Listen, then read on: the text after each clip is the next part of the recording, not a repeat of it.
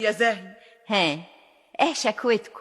الفراخ بتاعت الجمعية لا لها طعم ولا لها مداء ولا بترمي شوربة ولا مرقة. تيجي تفتل العيال كأنك بتفتلهم في مي عدم، ولا تسري ولا تمري. وما احناش عارفين ان كانت مدبوحة بقى ولا فطسانة. ده غير انها مجمدة ايام وشهور. طب وايه غصبكم تاكلوها؟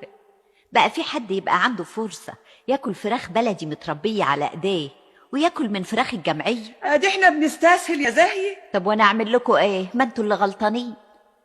بقى لو كل واحدة تربي لها 10-12 فرخ يجروا تحت رجليها وياكلوا من اللي بيفضل من عيالها، كان يجرى ايه؟ لازم تاكلوا من اكل المدينة؟ يعني المدينة تاكل واحنا ما ناكلش؟ يعني هو اكلهم املة؟ احنا طول عمرنا بناكل احسن منهم.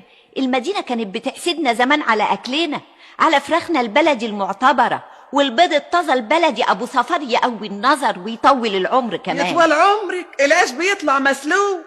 يا اختي ومين قال لكم تاكلوا من عيش المخابز؟ ده احنا كنا زمان بنقول على العيش ده عيش سوقي، كان اي فلاح ما يقبلش ياكله. ما هو ده الموجود دلوقتي. طب وحد حاجنا نخبز في البيت؟ بنستسهل. يا اختي اللي عايزه تستسهل بقى ما تجيش تشتكي، مالكوا بقيتوا كسالة كده؟ ده كان اول حاجه بيسالها العريس عن عروسته، بتعرف تقعد قدام الفرن ولا لا؟ ايوه صحيح، ده ابو العيال اتطقص عليا في الموضوع ده